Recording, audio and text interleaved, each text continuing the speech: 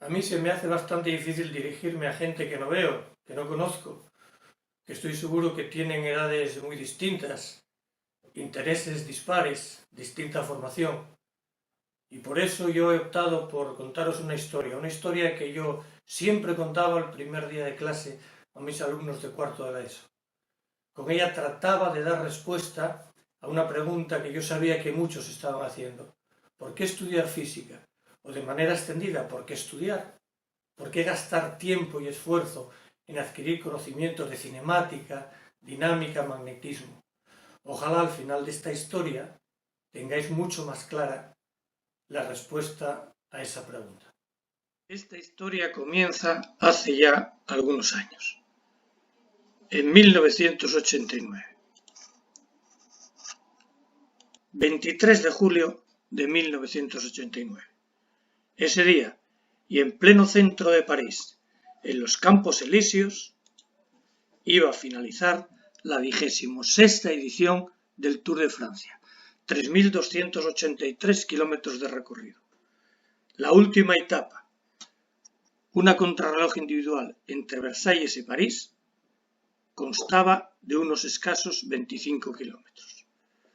El Tour había recorrido prácticamente todo el territorio francés, atravesado los Pirineos, los Alpes, y estaba a punto de concluir en París con la contrarreloj individual. La clasificación general al final de la penúltima etapa era esta. Primero iba un francés, Laurent Fignon, 87 horas 10 minutos 48 segundos. En segunda posición, Greg LeMond, a 50 segundos. Y tercera posición, nuestro compatriota Pedro Delgado, a 2 minutos 28 segundos. Parecía que el Tour del 89 estaba ganado y decidido. Lo iba a ganar un francés.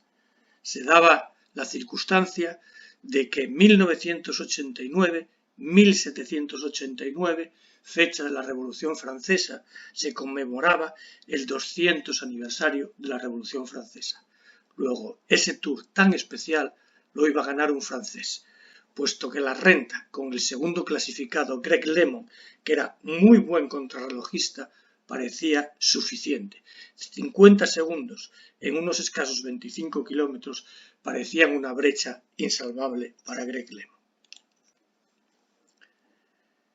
Este es un aspecto de Fignon llegando a los Campos Elíseos ese día al final de la contrarreloj. Fijaros el aspecto que presenta, fijaros la bicicleta.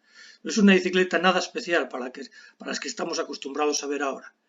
La posición de Fignon, que ni llevaba casco, llevaba el pelo largo, que se recogía en una coleta que ondeaba al viento. Fijaros, incluso se permitió salir a disputar la contrarreloj con unas gafas normales.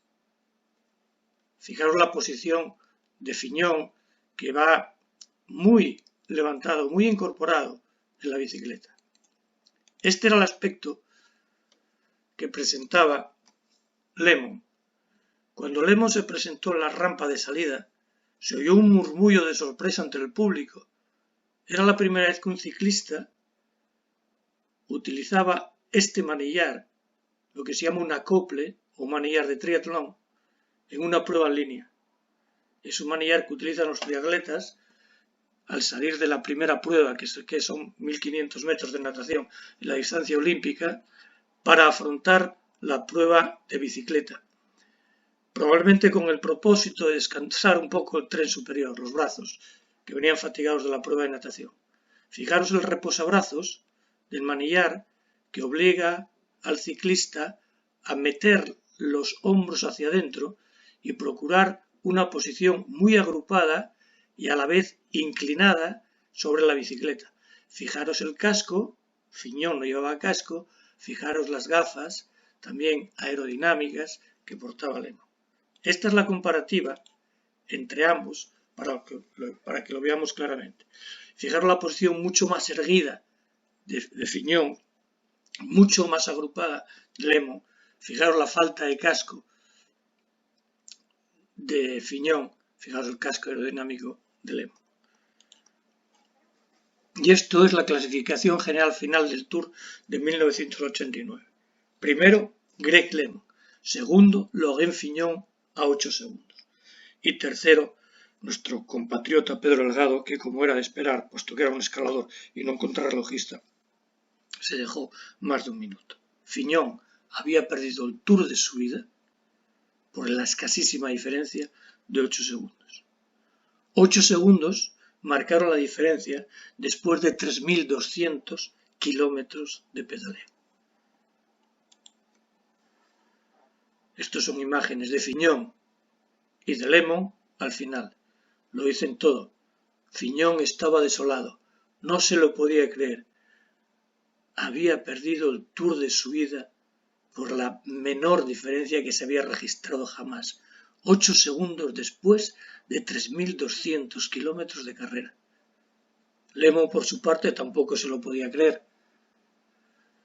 Los pronósticos más favorables auguraban que podría ganar con el acople de triatlón entre 1 segundo y 1,5 segundos por kilómetro, pero nunca prácticamente 2 segundos.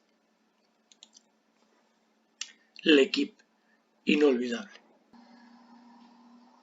¿Por qué razón Lemon pudo salvar esa barrera aparentemente insalvable de sacarle 50 segundos a Fignon en solo 25 kilómetros? La respuesta está en la física. Alguien del equipo de Lemon sabía física y sabía que la resistencia que un fluido como el aire opone al desplazamiento del ciclista depende de varias cosas. La primera es lo que se llama coeficiente aerodinámico, que depende fundamentalmente de la forma del objeto.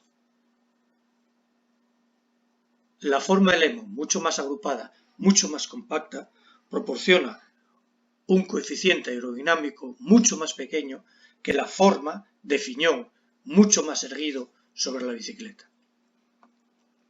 Otra cosa que hay que tener en cuenta es la densidad del fluido. Aquí, al ser el mismo fluido para los dos, esto no era manipulable y por tanto no influía claramente. El tercer factor es la superficie, medida perpendicularmente a la dirección del desplazamiento que el objeto presenta al fluido. La superficie frontal que oponía Lemon, con esa posición mucho más agrupada, mucho más agachado sobre la bicicleta, era bastante inferior a la superficie frontal que oponía Lemon, mucho más erguido sobre la bicicleta. Y el cuarto factor es la velocidad relativa del objeto respecto al fluido. Esto nos dice simplemente que si nosotros aumentamos la velocidad al doble, la fuerza de resistencia puesta por el fluido se multiplica por 4. De ahí que en deportes como el ciclismo es muy difícil de aumentar la velocidad si vamos ya con determinados valores de ella, puesto que la resistencia se multiplica rápidamente. También es la razón por la cual el gasto de combustible es mucho más elevado cuando los automóviles circulan a velocidades elevadas que a velocidades relativamente bajas. Esto es física. La física, como todas las ciencias, tratan de entender el mundo y, si es posible, transcribirlo en un lenguaje matemático. Eso nos permite hacer predicciones y, como veis, algunas veces ganar un Tour de Francia. Cuando yo era joven y estaba en segundo de química, tuve que aprender cálculo integral. Para eso me compré este volumen, escrito por un matemático español, Pepu Chada, y además de enseñarme integrales, en el prólogo me regaló esta preciosa frase. Y es que ningún noble empeño es despreciable, ni ningún conocimiento puede tacharse de inútil a perpetuidad. Los únicos conocimientos que no se aplican jamás son los que no se tienen. Los únicos esfuerzos baldíos de verdad son los que solo quedan en proyecto. Muchas gracias por vuestra atención.